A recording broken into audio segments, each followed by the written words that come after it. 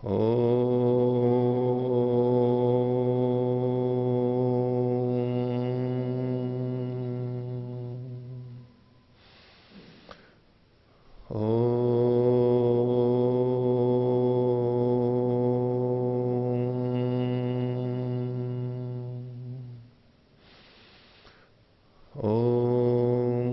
सहनाववतु सहनौ भुनक्तु सह वीर्यं करवावहै तेजस्विनावधीतमस्तु मा विद्विषावहै।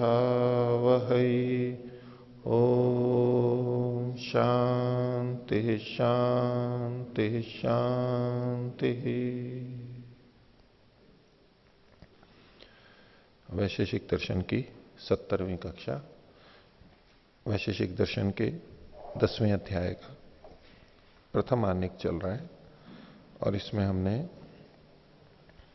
पिछली कक्षा में 5वें सूत्र तक देख लिया था। तो 5वें सूत्र में सुख दुख के बारे में जो चर्चा चल रही थी और सुख दुख को ज्ञान से भिन्न सिद्ध किया गया, उसी के प्रसंग में और हेतु और वर्णन कर रहे हैं कि सुख दुख ज्ञान से भिन्न होते हैं। और छठा सूत्र उसमें अन्यच्च करके और एक हेतु दिया जा रहा है। सूत्र है एकार्थ समवायी कारणांतरेषु दृष्टत्वात्। एकार्थ समवायी, एक ही अर्थ यानी वस्तु में समवाय संबंध से रहने वाले, लेकिन भिन्न भिन्न कारणों वाले, भिन्न भिन्न कारण वालों में देखे जाने से, रहते तो एक ही द्रव्य में है लेकिन उनके कारण भिन्न भिन्न है। यानी एक द्रव्य है आत्मा, ज्ञान सुख और दुख, ये तीनों के तीनों रहते तो एक ही द्रव्य में है समवाय संबंध से, क्योंकि गुण द्रव्य में रहते हैं। द्रव्य अपने गुणों का समवायी कारण होता है, प्रत्येक द्रव्य अपने गुणों का समवायी कारण होता है। तो एक ही अर्थ है जिनका समवायी कारण, यानी आत्मा, जीवात्मा, उसी में सुख दुख और ज्ञान तीनों रहते हैं। ये एक अर्थ समवायी हो गया, लेकिन इनके कारणों की भिन्नता है। ज्ञान का कारण, ज्ञान के कारण भिन्न है, सुख के कारण भिन्न है, दुख के कारण भिन्न है। यद्यपि एक ही में रह रहे हैं, लेकिन चूंकि कारण इनके भिन्न भिन्न है, इससे पता लगता है कि ये सुख दुख ज्ञान से भिन्न है या ये तीनों परस्पर भिन्न है। भाष्य देखिए, ज्ञान सुख दुखानाम इति शेषः। ज्ञान सुख दुख, इसको शेष मतलब वाक्य शेष बना रहे हैं कि ये जो चर्चा की जा रही है ये ज्ञान सुख दुख के बारे में की जा रही है। तो ज्ञानम आत्मगुण, सुख दुखे चापी आत्मगुण। ज्ञान भी आत्मा का गुण है और सुख दुख भी, ये दोनों भी आत्मा के गुण है। ते गुणा सुख दुख, ते गुणा ज्ञान सुख दुखानी खलु। वे गुण इकट्ठा समस्त कर दिया, ज्ञान सुख दुखानी खलु एकार्थ समवायी, एक अर्थ में रहने वाले हैं, आत्मा में रहने वाले हैं, और कारणांतरेषु दृश्यन्ते, और भिन्न भिन्न कारणों में देखे जाते हैं। भिन्न भिन्न कारणों के होने पर इनकी उत्पत्ति देखी जाती है। खोल रहे हैं और आगे, एकस्मिन अर्थे खलु आत्मनि समवयंती इति। एक ही अर्थ में यानी आत्मा में ये समवेत रहते हैं, विद्यमान रहते हैं। तत्शीलानी, इस स्वभाव वाले हैं। इन तीनों का क्या स्वभाव है? शील है, ये तीनों आत्मा में रहते हैं, एक ही पदार्थ में रहते हैं, ये इनका स्वभाव शील है। और कारणांतराणी, कारणांतराणी को खोल रहे हैं आगे, भिन्न भिन्नानी कारणानी ज्ञान सुख दुखानाम, यानी सुख दुखों के, ज्ञान सुख दुख के जो भिन्न भिन्न कारण है, भिन्न भिन्न कारण वाले जो ये सुख दुख हैं उनके, तेषु दृष्टत्वात्, उनमें देखे जाने से, ज्ञान सुख दुखानाम, ज्ञान और सुख, ज्ञान सुख दुख के उन भिन्न भिन्न कारणों में देखे जाने से। वो भिन्न भिन्न कारण क्या है उसको कुछ संकेत करके बता रहे हैं। ज्ञान से, ज्ञान का, ज्ञान से कारणानी, ज्ञान के कारण क्या है? सती इंद्रियार्थ सन्निकर्षो, संति, हाँ कारणानी संति इंद्रियार्थ सन्निकर्षो, भिन्न भिन्न कारण है। एक तो हो गया इंद्रियार्थ सन्निकर्ष, ये प्रत्यक्ष के लिए कह दिया। दूसरा कहा लिंग दर्शनम, यानी हेतु को देख करके, लिंग को देख करके, यानी ये हो गया अनुमान प्रमाण, अनुमान से। और शब्द प्रत्यय, शब्द से जो ज्ञान होता है, ये हो गया आप्तोपदेश या शब्द प्रमाण, तीनों प्रमाणों का कह दिया। तो ये तीन अलग अलग कारण है ज्ञान की उत्पत्ति में। सुखस्य कारणानी, सुख के कारण है धर्म, धर्म से सुख होता है। सुख राग, सुख के प्रति हमारा राग होता है, वो जो उससे भी सुख होता है। और सुख साधनोपार्जन इच्छा प्रयत्नों, सुख के साधनों के उपार्जन की, सुख के जो साधन है उनको प्राप्त करने की इच्छा और प्रयत्न, ये सब सुख के कारण है। दुख के कारण बता रहे आगे, दुख कारणानी खलु अधर्मो द्वेषो, अधर्म इससे दुख होता है, द्वेषो द्वेष से दुख होता है। दुख साधन परिग्रह चेष्टा, दुख साधन परिग्रह चेष्टा, दुख के जो साधन है उनको इकट्ठा करने की चेष्टा। वैसे कोई चाहता नहीं है, लेकिन फिर भी दुख के कारणों को अपने साथ में व्यक्ति जोड़ता रहता है, क्योंकि उसको पता नहीं रहता कि इससे मेरे को दुख होने वाला है, या उसमें वो सुख समझ लेता है। ये सब एतानी भिन्न भिन्न कारणानी खलु आत्मनि समवेतानी समवेतानी आश्रितानी, तो ये जो भिन्न भिन्न कारण है, ये आत्मा में जो संवेद आश्रित हैं, उनमें भिन्न भिन्नेषु दृश्यमानानी, भिन्न भिन्न में देखे जाने से, ज्ञान सुख दुख में भिन्न भिन्न कारण देखे जाने से, दृश्यमानानी ज्ञान सुख दुखानी भिन्न भिन्ना गुणा, ज्ञान सुख दुख ये भिन्न भिन्न गुण है। भिन्न भिन्न गुणा संति आत्मनः तज्ज्ञानाद भिन्नम सुखम दुखम चेति निष्कर्ष। तो आत्मा के ये तीन गुण हैं, तीन गुण ये भी हैं, तो इससे ज्ञान से सुख और दुख की भिन्नता होती है, ये निष्कर्ष देते हैं। आगे ज्ञान सुख दुखानी कथम एकस्मिन अर्थे खलु आत्मनि समवेत कारणांतरेषु दृष्टानि अत्रोच्यते। ये कह रहे हैं कि ज्ञान सुख दुख ये जो तीनों चीजें हैं, कैसे एक ही अर्थ में आत्मा में संवेत होते हुए भिन्न भिन्न कारणों में देखे जाते हैं। एक ही जगह रहते हैं, लेकिन ये भिन्न भिन्न कारणों में क्यों देखे जाते हैं, यानी भिन्न भिन्न इनके कारण क्यों हैं, जबकि ये सब एक ही में रहते हैं। एक में रहते हैं तो इनके कारण भी एक ही होने चाहिए, इस भाव से प्रश्न किया गया। तो उसका उत्तर 7वें सूत्र में दिया। एक देश इति एकस्मिन शिरः पृष्ठम उदरम मर्माणि तद विशेष तद विशेषेभ्य। बोले एक देश,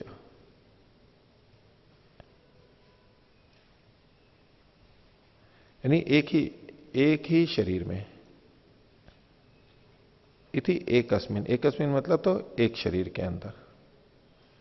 एक देश का मतलब है उसका एक भाग, एक देश है एकस्मिन, एक ही शरीर के एक देश होते हैं, एक एक भाग होते हैं। कौन? जैसे कि सिर, पीठ, पेट और मर्म। मर्म का मतलब है वो स्थल जो कि नाजुक होते हैं, जिस पे ताड़न से हमारे को वैकल्य होता है, यानी पीड़ा अधिक होती है, या तो अंग भंग होता है, या तो मृत्यु भी हो सकती है, ऐसे मर्म स्थल। तद विशेष, तो इन एक देश के कारण से उनमें विशेषताएं हैं, सब में अलग अलग विशेष है। और उसका कारण क्या है? तद विशेष पे उनके जो अवयव हैं, घटक हैं, वो अलग अलग हैं, इसलिए इनमें विशेषता है। भिन्न भिन्न कारणों के होने से इनमें विशेषता है। भाष्य देखिए, एकस्मिन यानी एकस्मिन देहे, एक ही शरीर में। तो यथा अस्य देहस्य एक देश, जैसे इस शरीर का एक भाग एक ही देश हो, एक एक भाग, भिन्न भिन्न अंगम, जो कि शरीर के भिन्न भिन्न अंग हैं वो होते हैं। जैसे कि शिरः, सिर, पृष्ठम, उदरम, पीठ और पेट, मर्मादिकम विशिष्टांगम, मर्मादि ये जो विशिष्ट अंग हैं, शरीर के जो ये विशिष्ट अंग हैं, तद विशेषेभ्य, तद भिन्न भिन्न कारणेभ्य संति, ये भिन्न भिन्न कारणों से हैं, यानी इनके जो उपादान कारण है वो भिन्न भिन्न है, इसके कारण से ये अलग अलग तरह के हैं। भिन्न भिन्न कारणेभ्य संति तथा तथैव एक अस्मिन आत्मनि भिन्न भिन्न कारणेभ्यो निष्पन्नानि, उसी प्रकार से आत्मा तो एक ही है, लेकिन भिन्न भिन्न कारणों से ये निष्पन्न होते हैं, उत्पन्न होते हैं। ज्ञान सुख दुखानि संति, ज्ञान और सुख दुख होते हैं। तस्मात् ज्ञानाद भिन्ने सुख दुखे खलु आत्मगुणों, इसलिए सुख दुख ज्ञान से भिन्न आत्मा के गुण हैं।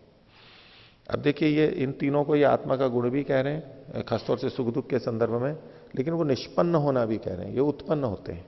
आत्मा के गुण हैं और उत्पन्न होते हैं, इससे पता लगा कि ये नैमित्तिक गुण है। ज्ञान भी निमित्त से हमें प्राप्त होता है, नैमित्तिक होता है, और सुख दुख भी हमें निमित्त से प्राप्त होता है, वो नैमित्तिक होता है, होता आत्मा को ही है। तो ये प्रथम आन्निक समाप्त हुआ। 10वें अध्याय का द्वितीय आन्निक भूमिका में कहते हैं अधुना सर्वांते कारणम परीक्षते। अब सबके अंत में कारण की परीक्षा की जा रही है। अनेक तरह के कारण हमने देखे, शुरुआत से ही कारण शुरू हो गए थे, समवायी कारण, असमवायी कारण, निमित्त कारण, ऐसे कारण। उन कारणों के बारे में अब चर्चा की जा रही है। तो पहला सूत्र है कारणम इति द्रव्ये कार्य समवायात। कारण ये जो है ये खासतौर से समवायी कारण के लिए कहा जा रहा है, ये द्रव्य में कहा जाता है। क्यों? कार्य समवायात, कार्य में ये समवाय रूप से रहता है, कार्य में संवेद रहता है। तो कार्य समवायात, कार्य होते हैं तीन प्रकार के, भाष्यकार खुद खोल रहे हैं, कार्यम ही त्रिविधम भवति। तीन प्रकार के कार्य होते हैं। कौन से? द्रव्यम गुण कर्म इति संज्ञा भेदात। तीन नाम है, द्रव्य गुण और कर्म। द्रव्य भी कार्य होता है, गुण भी कार्य हो सकता है, और कर्म भी कार्य हो सकता है। इसी को इन्होंने खोल दिया कार्यम द्रव्यम, कार्य द्रव्यम, कार्य गुण, कार्य कर्म, तेषाम कार्याणाम कार्यभूतानाम। ये जो कार्य हैं, कार्य रूप हैं, इनका द्रव्य गुण कर्म नाम, द्रव्य गुण कर्म का समवाय, समवेतत्व, संवेद संबंध, इन सब का समवाय या संवेतत्व, संवेद संबंध, समवाय संबंध, अविनाभाव संबंध। समवाय संबंध को ही अविनाभाव संबंध, एक के बिना दूसरा नहीं रह सकता। ये कार्य समवाय, इसे कार्य का समवाय कहते हैं। कार्यों का एक जगह पर रहना, यह है कार्य समवाय। इस कारण से कारणमिति, कारण इति व्यवहार प्रयोग होगा। कारण इस शब्द का जो प्रयोग किया जाता है द्रव्ये भवति, द्रव्य में होता है, न अन्यत्र गुणे कर्मणि वा, अन्य गुण और कर्म में कारण शब्द का प्रयोग नहीं होता है। तो ये कौन सा कारण है? समवायी कारण की दृष्टि से कहा जा रहा है। गुण और कर्म अन्य कारण तो होते हैं, अन्य कारण तो बनते हैं, लेकिन समवायी कारण केवल द्रव्य होता है। इसलिए यहां कारणम इति जो कहा गया है, ये समवायी कारण के लिए कहा गया है। इसी को खोल रहे हैं तस्मात् समवायात कारणम, समवाय के कारण से ये कारण है। समवायात कारणम अर्थात समवायी कारणम द्रव्य में एवं भवती। समवायी कारण केवल द्रव्य होता है। किसके प्रति? स्वकार्यम प्रति, अपने कार्य के प्रति। स्वकीयम कार्य द्रव्यम कार्य गुणम कार्य कर्म प्रति, तो अपने कार्य के प्रति होता है। कार्य तीन प्रकार के होते हैं, तो इसलिए तीन कह दिया, कार्य द्रव्य, कार्य गुण और कार्य कर्म, इनके प्रति। जैसे कि यथा तंतवः पटस्य, तंतु पट का कारण है, तो तंतु पट का कारण है, तो पट तंतु का कौन सा कार्य है? तो तीन तरह के कार्य बताए, कार्य द्रव्य, कार्य गुण, कार्य कर्म। तो तंतु पट का कारण है, तो पट तंतु का कौन सा कार्य है? कार्य द्रव्य, कार्य द्रव्य। फलम रसादे है, फल रस आदि का कारण है, मधुर आदि रसों का कारण है। तो कौन सा कार्य? रस फल का कौन सा कार्य हुआ? कार्य गुण हो गया। और पादौ गमनस्य हस्तौ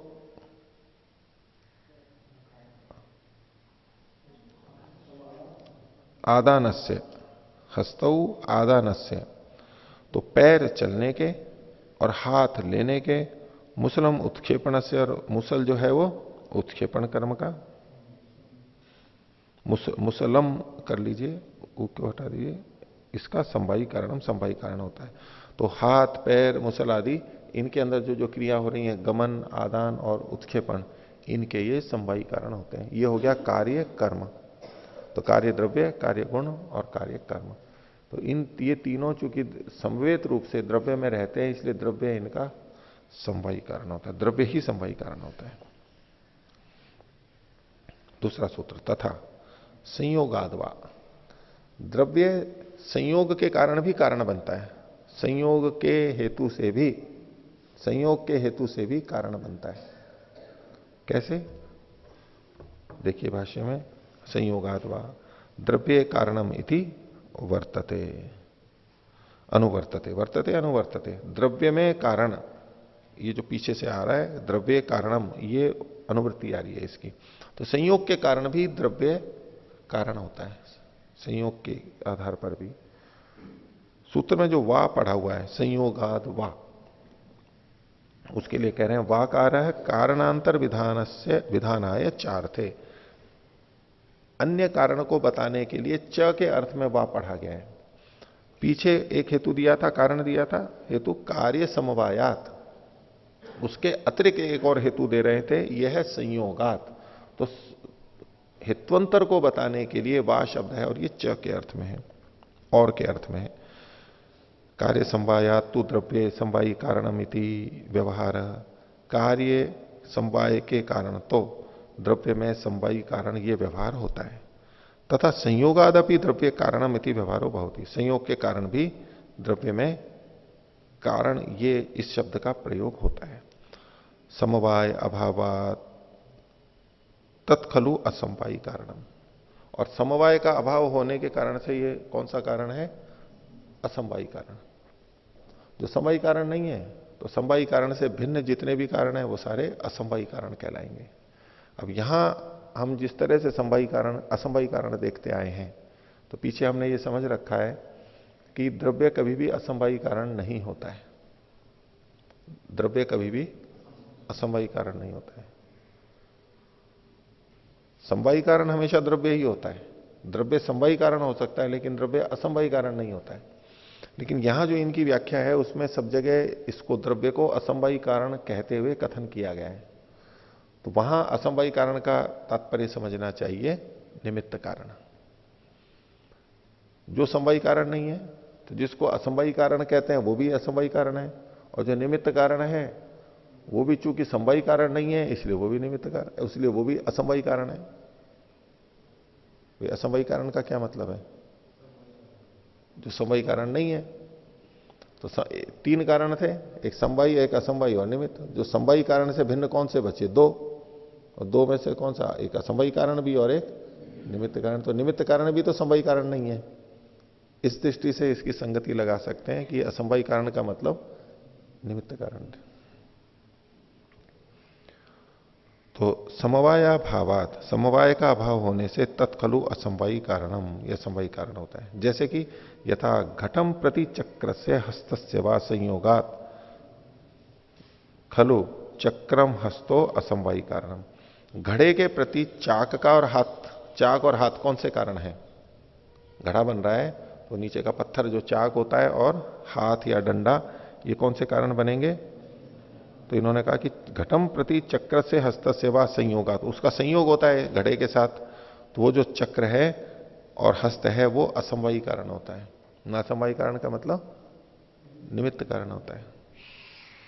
पटम प्रति तुर्या संयोगा तुरी भवती असमवायी कारणम। कपड़े के प्रति तुरी, वो जो घूमती है शटल, शटल को ही तुरी बोलते होंगे, जो घूमती है ना, क्या बोलते हैं उसको? तुरी बोलते हैं ना। हाँ, वो जो तुरी है, तुरिया संयोगा, तुरी का संयोग होने से तुरी भवती असमवायी कारण, तुरी असमवायी कारण हो जाती है संयोग के कारण। ये तुरी भी वहां पर वस्त्र का निमित्त कारण ही है। यदवा, दूसरे ढंग से कह रहे हैं, द्रव्य कारणमिति व्यवहारो द्विविधो भवती। द्रव्य में जो कारण का व्यवहार है वो दो तरह का होता है, कार्य समवायात संयोगाच। कार्य समवायात ये पहले सूत्र का हेतु है और संयोगात ये दूसरे सूत्र का हेतु है, मिला करके कथन कर रहे हैं। तत्र प्रथमम समवायी कारणम उत्तरम असमवायी कारणम इति। तो पहले वाला समवायी कारण है और दूसरा असमवायी कारण है। संयोगाद वा द्रव्य कारणत्वम असमवायी कारणत्वम तो वैकल्पिकम। संयोग के कारण से द्रव्य में जो कारणत्व आता है वो असमवायी कारण होता है, वो वैकल्पिक होता है। वैकल्पिक का मतलब है द्रव्याद अन्यत्रापि तस्य प्रक्रांतत्वात्, द्रव्य के अतिरिक्त भी चीजें हैं जो असमवायी कारण हो सकती हैं, ये वैकल्पिक हो गया। ये जो असमवायी कारण यानी जो निमित्त कारण है, ये जो असमवायी कारण बोल रहे हैं, इनके ढंग से बोलूं तो असमवायी कारण शब्द ही बोल रहा हूं। ये जो असमवायी कारण है इसमें विकल्प है। वो असमवायी कारण द्रव्य भी हो सकता है, वो असमवायी कारण गुण भी हो सकता है। लेकिन समवायी कारण में विकल्प नहीं है। पहले सूत्र में जो कहा था, समवायी कारण द्रव्य ही हो सकता है, गुण और कर्म नहीं हो सकते। लेकिन ये कारण, असमवायी कारण, द्रव्य होता है लेकिन द्रव्य ही नहीं होता, विकल्प भी है, गुण आदि भी हो सकते हैं। इसलिए इन्होंने ऐसा कहा कि संयोगाद्वा द्रव्य कारणत्वम असमवायी कारणत्वम तो वैकल्पिकम, वैकल्पिक होता है। द्रव्यात अन्यत्रापि तस्य प्रक्रांतत्व, द्रव्य के अतिरिक्त भी ये असमवायी कारण अन्यों में देखा जाता है, गुण में, कर्म में। तच्च अग्रे वक्षति आचार्यो, उसको, उसके बारे में आचार्य स्वयं सूत्रकार आगे कहेंगे। अतः एवं अत्र वा शब्द प्रयुक्त है, इसलिए यहां पर वा शब्द लगाया है। परंतु कार्य समवायात द्रव्य समवायी कारणत्व नित्यम एवं, लेकिन कार्य समवाय के कारण से, कार्य समवाय से द्रव्य में समवायी कारणत्व तो नित्य होता है, यानी वैकल्पिक नहीं होता है, सदा रहता है। तस्य द्रव्यात अन्यत्र असंभवाद इति विवेकः, क्योंकि समवायी कारण द्रव्य से अतिरिक्त कहीं हो ही नहीं सकता है, इसलिए द्रव्य में तो समवायी कारणत्व नित्य है, समवायी कारणत्व द्रव्य में नित्य है, उसमें कोई विकल्प नहीं है। असमवायी कारणत्व का द्रव्य में होना वैकल्पिक है, निमित्त कारण, अन्य भी हो सकते हैं। वो अन्य क्या हो सकते हैं उसको आगे बता रहे हैं। तीसरे सूत्र की भूमिका है अद्रव्येपि भवति असमवायी कारण व्यवहार, जो द्रव्य नहीं है उसमें भी असमवायी कारण का व्यवहार होता है। तत्र प्रथमम कर्मणि दर्शयति सूत्रकार, तो सबसे पहले कर्म में असमवायी कारणत्व को बता रहे हैं। तीसरा सूत्र है कारणे समवायात कर्माणि, कारण में यानी कारण द्रव्य में समवेत होने से कर्म भी कार्य के कारण होते हैं। कर्म कारण में रहता हुआ कार्य का कारण बनता है। कारणे समवायात कर्माणि, भाष्य कर्माणि भवंती असमवायी कारणानि, कर्म असमवायी कारण होते हैं, लेकिन कैसे? परंतु न स्वतंत्राणि साक्षात्वा, लेकिन कर्म सीधे सीधे स्वतंत्र कारण नहीं बन पाते, स्वतंत्र नहीं बन पाते, सीधे सीधे नहीं बन पाते। कैसे बनते हैं? किंतु कारणे समवायात, उसका कार्य का जो कारण है उसमें समवेत रहता हुआ।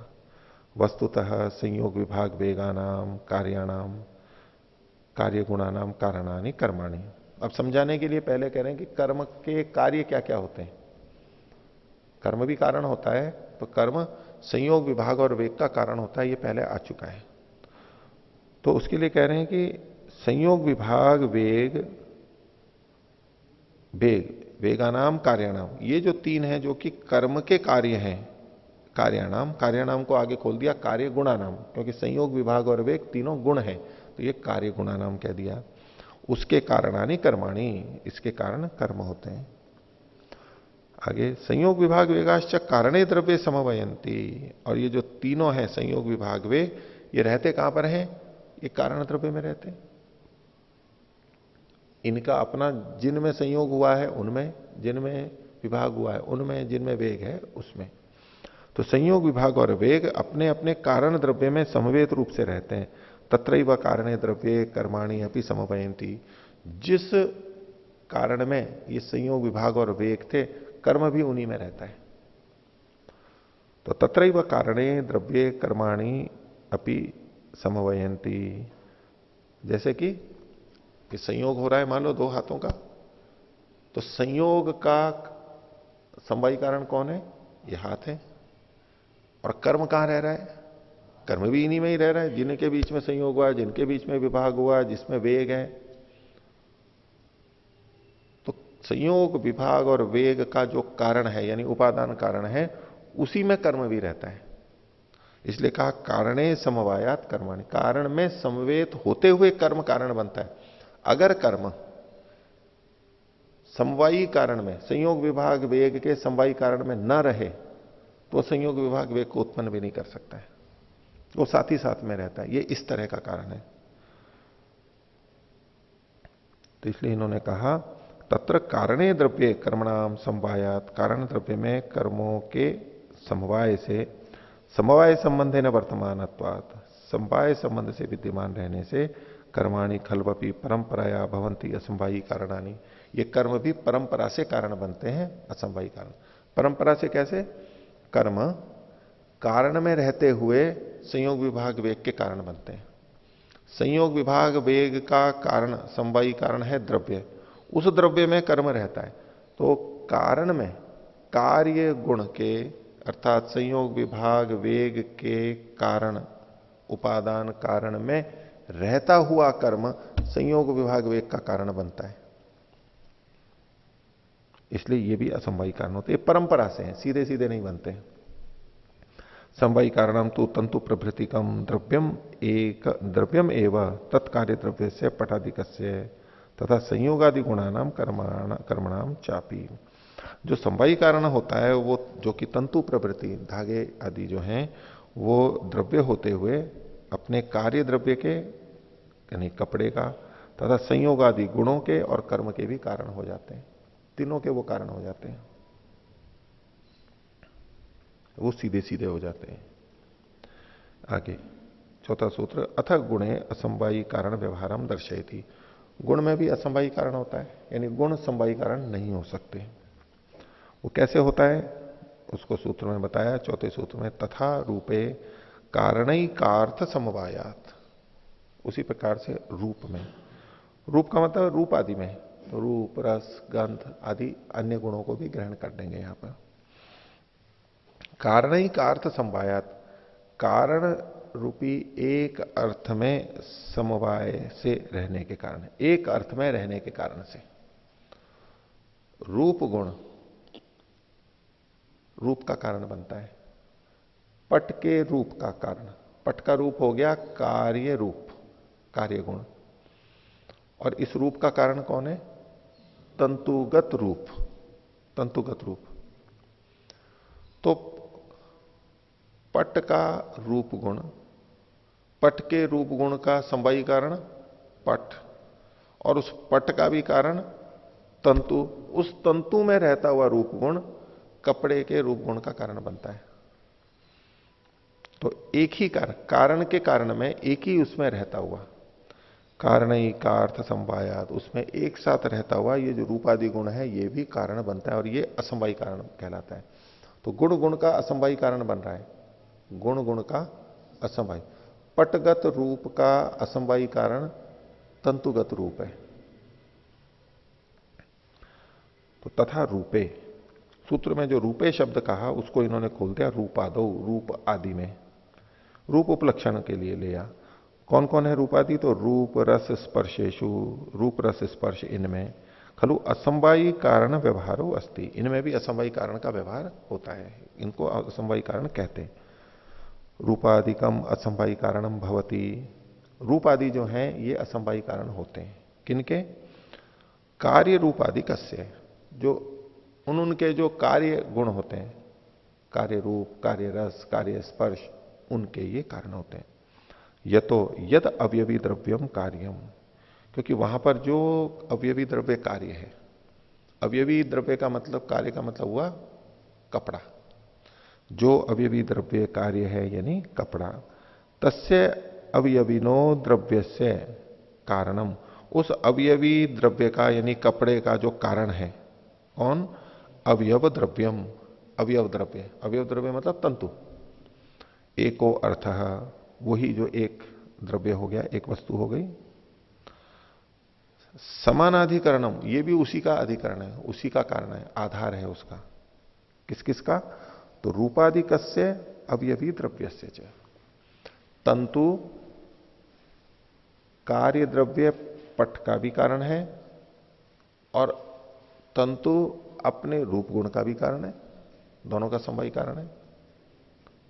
पट का समवायी कारण तंतु, और तंतु के रूप का भी समवायी कारण तंतु, ये एक ही होता हुआ इन दोनों को ग्रहण कर रहा है।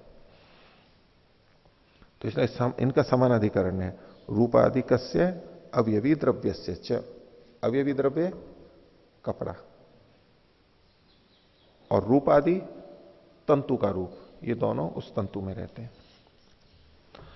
तत्र कारणाख्य एकाधिकरणे द्वयोरोपी समवायात, तो वहां पर कारण नाम के अधिकरण में, कारण नाम का अधिकरण यानी तंतु, उस अधिकरण में द्वयोरपि समवाया, इन दोनों के भी समवेत रहने से। कौन सी दो चीजें रहती हैं तंतु में? पट और तंतुगत रूप, ये दोनों चीजें उसमें रहती। तो द्वयोरपि समवायात, समवायत को खोल रहे हैं, समवाय संबंधात, समवाय संबंध होने से, अविनाभाव संबंध होने से, कारणस्थम रूपाधिकम, कारण में स्थित जो रूप है अर्थात तंतु में जो रूप है, असंवायी कारणम भवती, वो असंवायी कारण बनता है। किसका असंवायी कारण बनता है? कार्य रूपाधिकस्य अवयवी द्रव्य स्थित, अवयवी द्रव्य यानी कपड़े में स्थित जो कार्य रूप है, कार्य रूप होगा पट का रूप, उसका ये कारण बनता है। ये सूत्र की एक व्याख्या हुई। इसी बात को थोड़ा और बदल करके कह रहे हैं, यह अन्यो व्याख्या मार्ग, सूत्र की दूसरी व्याख्या कर रहे हैं। कार्य रूपाधिकस्य अवयवी द्रव्यम समवायी कारणम, अल्प विराम। कार्य रूप आदि का, आदि में तो मतलब रूप रस ये सब स्पर्श ले सकते हैं, उदाहरण केवल रूप का लिया है। तो कार्य रूप का, कार्य रूप कौन है? पट का रूप। कार्य रूप कौन सा है? पट का रूप, जो रूप बना है, नया बना है, तंतु में वो रूप नहीं था जो पट में आ गया है। तो कार्य रूपाधिक से यानी पट रूप का अवयवी द्रव्यम, उसका जो अवयवी, वहां जो अवयवी द्रव्य है, अवयवी द्रव्य है पट, कपड़ा, वो समवायी कारणम, समवायी कारण होता है। तो पटगत रूप का समवायी कारण पट होता है। एक बात हो गई। तेन कारणेन अवयविना, उस अवयवी कारण के, द्रव्येन सह, उस द्रव्य के साथ में। तो जो अवयवी कारण है किसका? अवयवी मतलब पट है कारण, किसका? पटगत रूप का। उस अवयवी, उस कारणेन अवयविना द्रव्येन, उस कारण अवयवी के साथ ही, सहैव एकस्मिन अर्थे, एक ही अर्थ में, एक ही वस्तु में। वो एक ही वस्तु कौन सी है? अवयवाख्य अधिकरण है। अवयव नामक जो अधिकरण है वो कौन होगा? तंतु, पट का जो तंतु है, अधिकरणे कार्य रूपाधिकम समवैती, कार्य रूप भी उसी में रहता है। कार्य रूप कौन हुआ? पटगत रूप।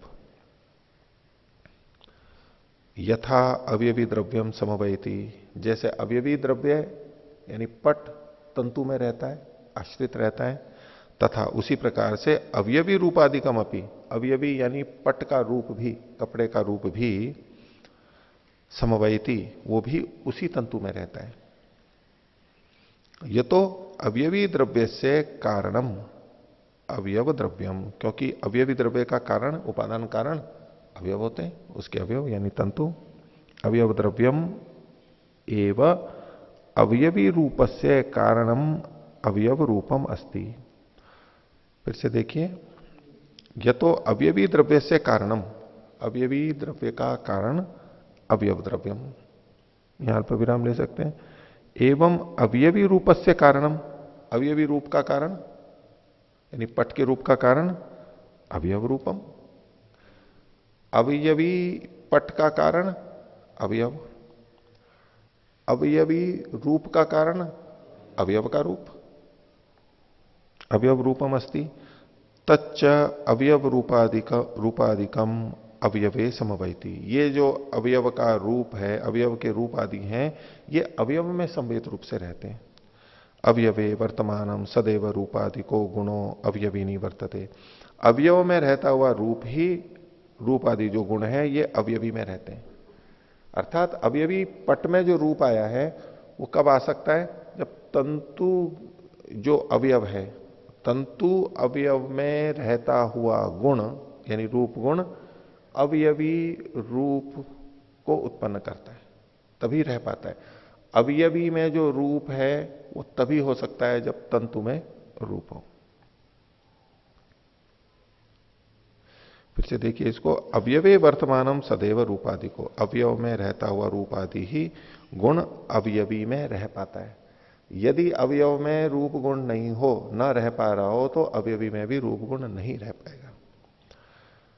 कारणैकार्थ संवेतत्वेन, कारण गुण पूर्वकत्वेन, कारणैकार्थ संवेतत्वेन, कारण रूपी एक अर्थ में, कारण रूपी कारण रूपी एक अर्थ में समवेत होने से, कारण ही का अर्थ समवेतत्वेन का अर्थ है कारण रूपी एक अर्थ में। वो कौन है? वो तंतु।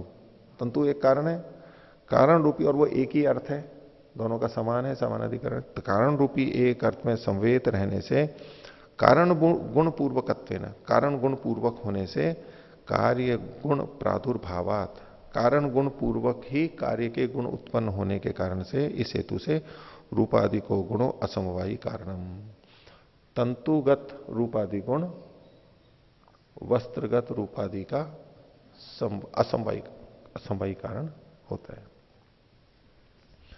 तो कर्म को असमवायी कारण कहा तीसरे सूत्र में, और चौथे सूत्र में गुण को असमवायी कारण कहा। आगे अन्यच्च, पांचवा सूत्र, कारण समवायात संयोग पटस्य। संयोग पटस्य, संयोग है वो पट का असमवायी कारण होता है। ये अब दूसरी तरह का असमवायी कारण है। संयोग हमेशा कार्य द्रव्य का असमवायी कारण होता है। जो भी कार्य द्रव्य हो वहां संयोग भी असमवायी कारण होता है। तो संयोग पटस्य, जो संयोग है वो कपड़े का असमवायी कारण होता है। कैसे होता है? कारण समवायात, कारण द्रव्य में रहता हुआ। संयोग असमवायी कारण होता है। तो कपड़े का कारण जो संयोग है, वो संयोग कपड़े के कारण तंतु में रहता हुआ पट का असमवायी कारण बनता है। यानी जो संयोग है वो संयोग तंतुओं में है या पट में है, इस तरह से हम निर्णय करेंगे तो तंतुओं में है। तो उसी को कहा कारण में रहता हुआ संयोग पट का कारण बनता है। पट का कारण बनता है, यानी पट में संयोग नहीं कहा जाएगा। यद्यपि एक दृष्टि से देखेंगे तो कपड़े में ही है सारा संयोग, लेकिन वास्तव में वो संयोग कपड़े में नहीं, तंतुओं में। हाँ, एक कपड़ा दूसरे कपड़े से जुड़ा हुआ हो, अनेक कपड़े एक परत पे परत परत पे परत रखे हुए हों, तो हम कह सकते हैं कि ये कपड़ों में संयोग है। लेकिन एक कपड़ा है, उसमें जो संयोग है कपड़े के बनने में, वो तंतुओं में संयोग माना जाएगा, उसी को कह रहे हैं। तो संयोग भी असमवायी कारण होता है। कारण समवायात संयोग पटस्य, भाष्य संयोगो असमवायी कारणम भवति, संयोग भी असमवायी कारण होता है। कारणेषु खलु अवयवेषु समवायात, कारणों में वो कौन है? खलु अवयवेषु, अवयवों में समवायात, समवेत रहने से। यथा पटस्य पट कारणेषु तंतुषु समवेतत्वात्, जैसे अब कपड़े के कारण तंतुओं में समवेत होने से संयोगो असमवायी कारणम साक्षात अस्ति, संयोग साक्षात असमवायी कारण होता है। तंतुषु संयोग है साक्षात दृश्यते ही, क्योंकि तंतुओं में धागों में संयोग सीधे हमको प्रत्यक्ष दिखाई देता है। अतः संयोग कारणवर्ती गुणो अस्ति न तो कार्यवर्ती, इसलिए संयोग जो है वो कारण में रहता है, कारणवर्ती गुण है, न कि कार्यवर्ती। यानी कपड़े में नहीं रहता है, तंतुओं में रहता है। तंतु जो कारण है उसमें रहता है, कार्य पट में नहीं रहता है। तस्मात कारण समवायात उक्तो हेतु, इसलिए सूत्र में जो कारण समवायात हेतु दिया है इसी कारण से दिया है। ये संयोग और भी तरह से कारण बनता है, उसको आगे बता रहे हैं। छठा सूत्र, सच संयोग, ये जो संयोग है वह कैसे कारण बनता है?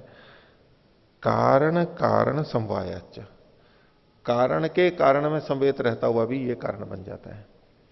अभी जो पीछे बताया था वो तो कारण में संवेत रहता हुआ, यानी कपड़े का कारण जो तंतु है उसमें रहता हुआ वो कपड़े का कारण बन रहा था।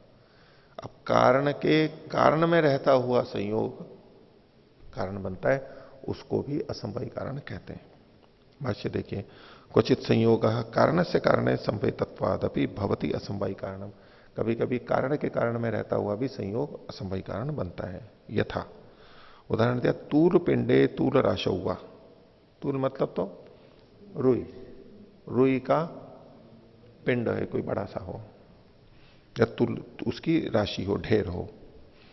यत महत्वम महत परिमाणम, उसमें महत परिमाण है, रुई जो है बहुत बड़ा ढेर है तो उसमें महत परिमाण है।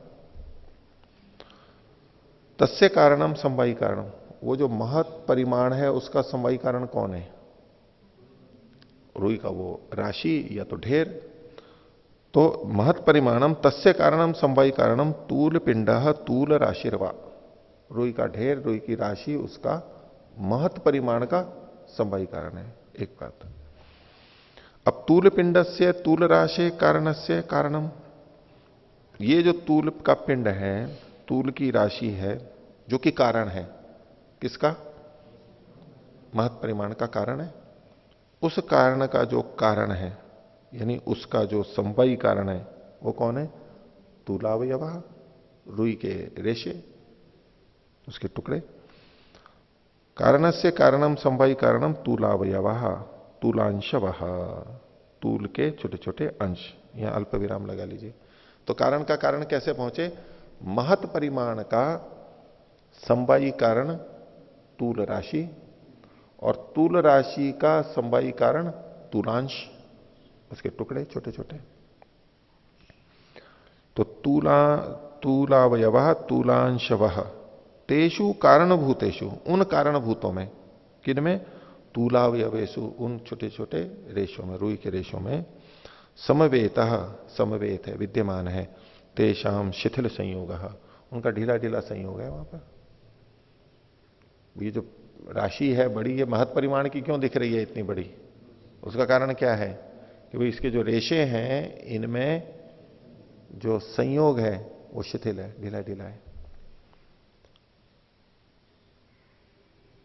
तेषाम शिथिल संयोग स एष संयोग कारण से कारण संवेदत्वात्, ये जो संयोग है शिथिल संयोग, कारण के कारण में रहता हुआ, यानी तुलांशों में रहता हुआ, तूल के कारण तुलांशों में रहता हुआ, भवती असमवायी कारण महत तूल पिंड से महत परिमाण से, ये जो बहुत बड़ा रुई का ढेर है उसका कारण बनता है, असमवायी कारण बनता है। कारण के कारण में रहता हुआ भी ये संयोग, शिथिल संयोग कारण बन जाता है महत परिमाण का।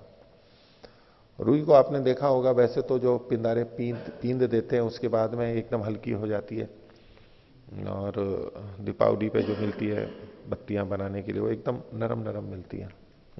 उसको यूं छुओ तो एक अलग संवेदना होती है, अलग अनुभूति होती है। कपड़े वपड़े को छुओ तो अलग होता है, वो जो बिल्कुल पिंदा हुआ होता है ना, नरम, बिल्कुल दबा हुआ नहीं हो, उसको यूं हाथ में लेकर के देखना कैसा लगता है, अलग अलग अनुभूति होती है।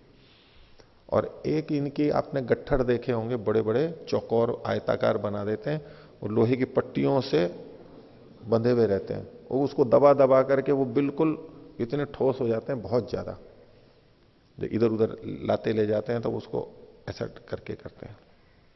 तो ये तो जो बड़ा है उसके महत परिमाण का कारण शिथिल संयोग है, ये कारण के कारण में रहता हुआ कारण बन रहा है। आगे अथच, अब एक और भी कारण बता रहे हैं, तो उसके लिए कहा सातवां सूत्र, संयुक्त समवायात अग्नेर वैशेषिकम, संयुक्त के समवाय से, जिससे जुड़ा है उसमें वो चूंकि संवेद रूप से रह रहा है, इसलिए भी अग्नि का वैशेषिक कारण है, एक विशेष प्रकार का कारण अग्नि को स्वीकार किया है। अग्नि जिस द्रव्य के साथ संयोग होता है, उस द्रव्य में संवेद रूप से जो गुण रहते हैं उनका कारण अग्नि बनता है। जैसे अग्नि भोजन के पकाने में, गलाने में कारण बन रहा है, तो अग्नि का संयोग पहले तो उस भोजन से हुआ और उसमें गुणों का परिवर्तन कर दिया। अग्नि से घड़े में, ईंट में गुणों का परिवर्तन आ गया, वो गुण रहते हैं घड़े में और ईंट में, और उस घड़े और ईंट से अग्नि का संयोग हुआ। तो संयुक्त समवायाद, अग्नि का जिससे संयोग हुआ है उसमें समवाय संबंध से जो रहते हैं गुण आदि, उनका निमित्त अग्नि बनता है, ये विशेष कारण होता है। भाष्य देखिए, अग्नि है खलु वैशेषिकम कारणत्वम, अग्नि का जो कारण है ये वैशेषिक कारण है, विशेष प्रकार का कारण है। समवायी असमवायी कारणत्वाभ्याम विशिष्टम भिन्नम कारणत्वम, समवायी और असमवायी इन कारणों से भिन्न विशिष्ट कारण होता है। कौन सा? निमित्त कारणत्वम भवति, इनका इसका निमित्त कारणता होती है, ये निमित्त कारण होता है। अग्नि निमित्त कारणत्वम भवति, अग्नि का निमित्त कारणत्व होता है किनके लिए? पाकज धर्माणाम रूपादीनाम इत्यर्थः, जो पाकज धर्म होते हैं, पकने से जो परिवर्तन आता है उन धर्मों का, अर्थात रूपादि का। रूप रस आदि बदल जाते हैं पकने के बाद में, फल भी पक जाते हैं तो रस बदल जाता है, गंध बदल जाती है। तो रूपादि नाम इत्यर्थ। कथम इत्युच्यते, ये कैसे होता है? तो उसके लिए हेतु है संयुक्त समवायात। संयुक्त को खोल रहे हैं, अग्निना संयुक्तेषु घटफलादिषु। अग्नि से जो संयुक्त हैं, जुड़े हुए हैं, अग्नि के संपर्क में आए हैं, कौन? घट या फल आदि। फल आदि भी गर्मी से पकते हैं, वैसी अग्नि से पकते हैं। घटपट आदिशु तद रूपादि नाम समवेतत्वा। तो घटपट आदि में उनके अपने रूपों के समवेत होने से, क्योंकि उनके गुण उन्हीं में रहते हैं समवाय संबंध से, रूपादि नाम समवेतत्वा तेषाम अग्नि निमित्त कारणम। अग्नि इनका निमित्त कारण होता है। जड़ेशु, ये जड़ पदार्थों में लगता है, चेतन में नहीं लगेगा। आगे ये तो इन्होंने सूत्रार्थ बता दिया। अब थोड़ी विवेचना कर रहे हैं। कालोपि कारणेन कालः इत्युक्तत्वात्। पीछे कारणेन कालः, कारण काल को भी कारण के रूप में स्वीकार किया था, तो बोले कि काल भी कारणेन काले इति उक्तत्वात्, ये कहा जाने से वैशेषिकम एव अत्र निमित्त कारण अपर नामकम अन्यथा ही भाष्यकारे कल्पितम निमित्त कारणम उत्सूत्रम स्यात्। तो कुछ लोग यहां पर काल को भी एक विशेष कारण मानते हुए निमित्त कारण से भिन्न अलग ढंग से उसकी व्याख्या करते हैं। वैशेषिकम एवं निमित्त कारण अपर नामकम, जिसको निमित्त कारण के रूप में कहा गया, एक काल के लिए कह रहे हैं, अन्यथा ही भाष्यकार कल्पितम, ये अन्य प्रकार से कहते हैं, ये एक अलग ही प्रकार का कारण हो गया, विशेष प्रकार का कारण। तो ऐसा होने पर कल्पित निमित्त कारणम उत्सूत्रम स्यात्। तो जो निमित्त कारण है ये उत्सूत्र हो जाएगा, यानी सूत्र से बाहर चला जाएगा, ये विशेष कारण देंगे तो। यानी इनका कहना है कि इससे निमित्त कारण को ही कहा जा रहा है। इत्थम एव अन्यत्र संयुक्त समवेतेषु ज्ञानादि गुणवान चेतना खलु जीवात्मा परमात्मा तथा तदगुणा ज्ञानादयश्च निमित्त कारणम इति उत्प्रेक्ष्यम। तो निमित्त कारण का ये एक ही सूत्र बताया, और कोई सूत्र बताया नहीं है, इसलिए भाष्यकार अन्य को भी यहां पर ग्रहण करना चाह रहे हैं। वो क्या ग्रहण किया? इत्थम एव अन्यत्र, इसी प्रकार से और जगह भी। कहां पर? संयुक्त समवेतेषु। चूंकि सूत्र में संयुक्त समवायत हेतु दिया गया, हेतु तो वही रखेंगे, संयुक्त समवेत होने के कारण अग्नि या कोई वो द्रव्य जिससे संयुक्त है उसमें समवेत रूप से रहने के कारण से। तो संयुक्त समवेतेषु ज्ञानादि गुणवान चेतना, ज्ञान आदि गुणों वाला जो चेतन है, खलु जीवात्मा परमात्मा, जीवात्मा और परमात्मा, तथा तदगुण, और इनके गुण, आत्मा के गुण और परमात्मा के गुण। ज्ञानादय, वो गुण कौन से? ज्ञानादि, ये निमित्त कारणम इति उत्प्रेक्ष्यम, ये भी निमित्त कारण होते हैं। ये कहना क्या चाहते हैं कि किसी कार्य के उत्पन्न होने में, बनाने में, जैसे कि कोई जीव या परमात्मा कारण बनता है, तो आत्मा और परमात्मा में रहने वाले गुण भी उस कार्य के निमित्त कारण होते हैं, परंपरा से होते हैं, लेकिन संयोग उससे के साथ जुड़ करके उसका भी कारण बन जाते हैं। तो जीवात्मा परमात्मा तथा तदगुणा ज्ञानादयश्च निमित्त कारणम इति उत्प्रेक्ष्यम, इसको भी यहीं से समझ लेना चाहिए, और कहीं कुछ नहीं लिखा है, बस इसी से इन निमित्त कारणों को भी समझ लेना चाहिए।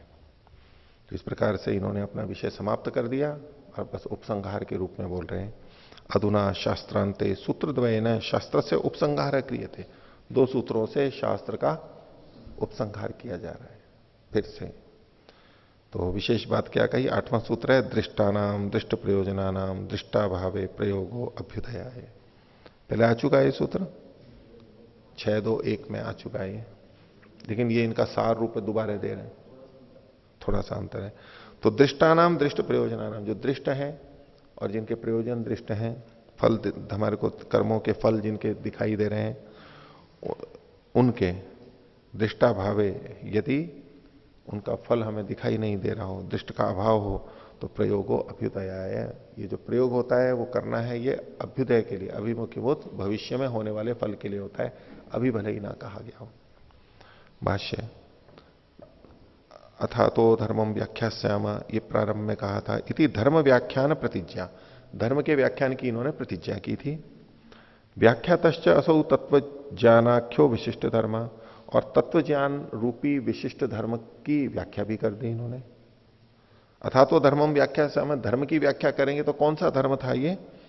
तत्व ज्ञान नामक धर्म कह दिया गया।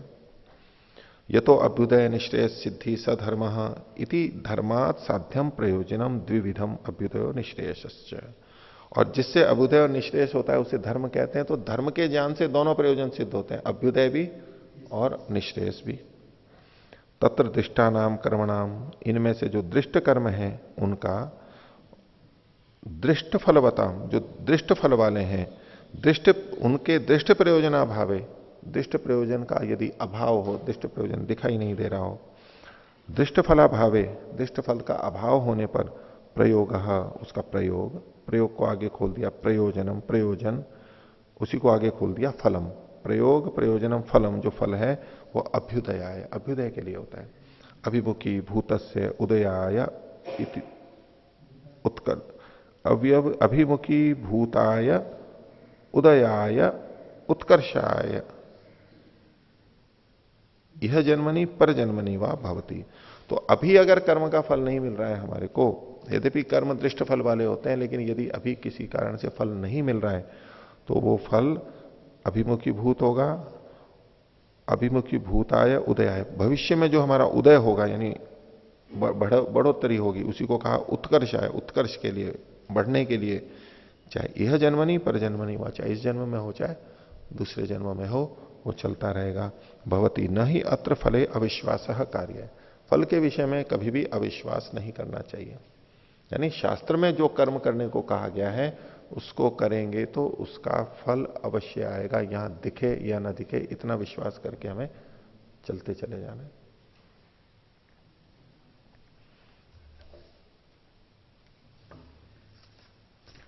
और अब अंतिम सूत्र कहते हैं यतः, क्यों ऐसा करना चाहिए, क्यों विश्वास करके चलना चाहिए, यतः तदवचनात् आम्नायस्य प्रामाण्यम, ये भी पहले आ गया इसी भाव को कहने वाला।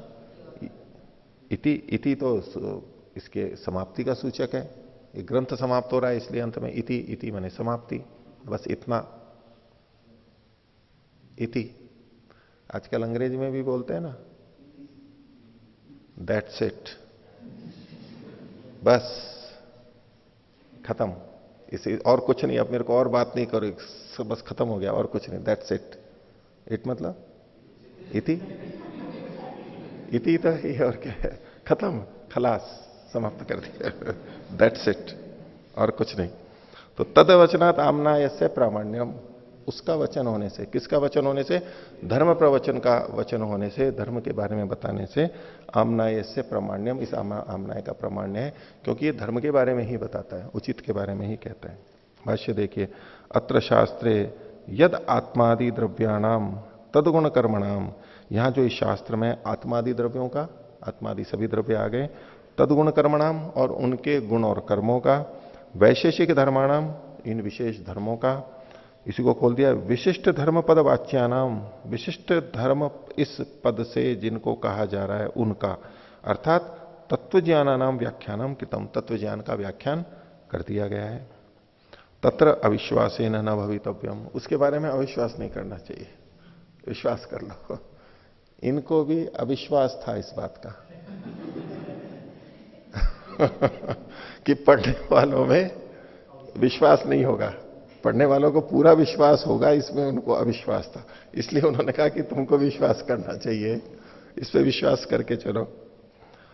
तो तत्र अविश्वासे न भवितव्यम, इसमें अविश्वास नहीं करना चाहिए। यह तो अत्र व्याख्यातस्य धर्मस्य आश्रय खलु आम्नाय, क्योंकि यहां जो व्याख्यात धर्म है, जो धर्म बताया गया उसका आश्रय यानी आधार आम्नाय है, शास्त्र है। तदवचनम धर्म प्रवचन शास्त्रम वेद, तो उसका वचन यानी धर्म प्रवचन का शास्त्र जो वेद है वो इसका आधार है।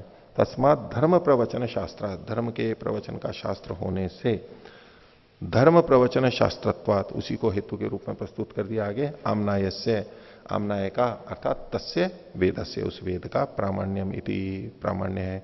अत्र वैशेषिक दर्शन है प्रामाण्यम कृतम, वैशेषिक दर्शन में उसी वेद को प्रमाण मान करके ये बातें कही गई हैं। वेदम प्रमाणीकृत्य ही व्याख्यातो धर्मो, वेद को प्रमाण मान करके ही ये धर्म यहां पर कहा गया है। न ही संदेहावसरो अत्र, यहां पर कोई संदेह का अवसर नहीं है। इति शुभम समाप्तम शास्त्रम, इस प्रकार ये शुभ शास्त्र नहीं, शुभम समाप्तम शास्त्रम, शुभम शास्त्रम समाप्तम। शुभ शास्त्र समाप्त हुआ या तो शास्त्र की शुभ समाप्ति हुई? शुभ शास्त्र का समापन हुआ या तो शास्त्र की शुभ समाप्ति हुई। तो ये इसका 10वें अध्याय का द्वितीय आनिक समाप्त होता है। इस प्रकार वैशेषिक दर्शन के का पूरा समापन होता है। 10 अध्याय समाप्त हो गए। ब्रह्ममुनि जी का भाष्य यहां पर, ब्रह्ममुनि भाष्योपेतम च पूर्तिम अगात, पूर्ति को प्राप्त हो गया। तो वैशेषिक दर्शन आपका पूरा हो गया।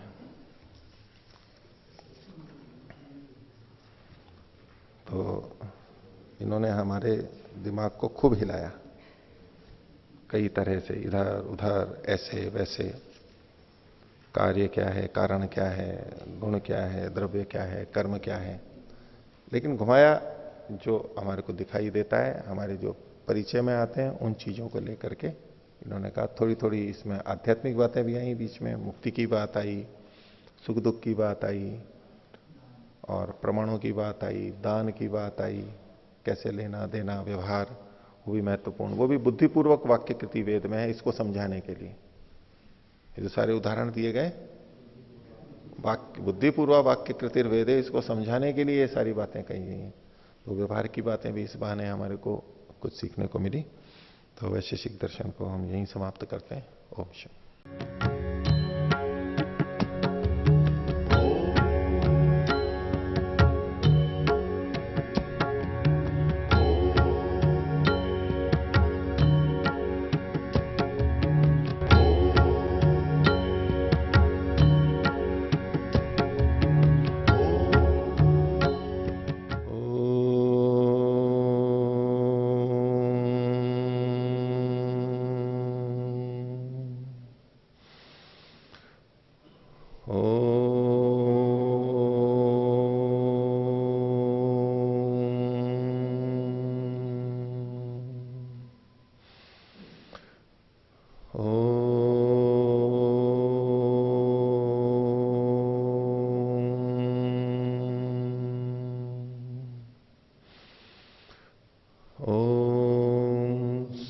सहनावतु सहनौ भुनक्तु सह वीर्यं करवावहै तेजस्विनावधीतमस्तु